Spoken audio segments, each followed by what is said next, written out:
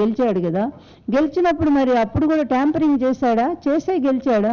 మరి దానికి వాళ్ళు సమాధానం చెప్పాల్సినటువంటి అవసరం ఉంది. తను ఓడిపోతేనేమో గెలిచిన వాళ్ళంతా ఈవీఎంలు ట్యాంపరింగ్ చేస్తారా? తను గెలిస్తేనేమో ప్రజల పాపం మెచ్చి తనకు ఓట్లు వేస్తారా? ఈ విధమైనటువంటి రెండు నాలుకల ధోరణి అనేది ఇది మంచిది కానీ కాదు.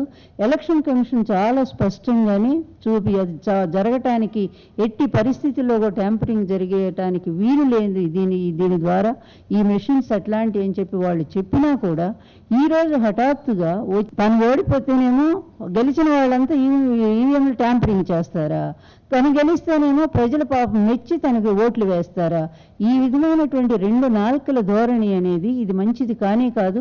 ఎలక్షన్ కమిషన్ చాలా స్పష్టంగానే చూపి అది జరగటానికి ఎట్టి పరిస్థితుల్లో కూడా ట్యాంపరింగ్ జరిగేయటానికి వీలు లేదు. దీని ద్వారా ఈ మెషిన్స్ అట్లాంటివి అని చెప్పి వాళ్ళు చెప్పినా కూడా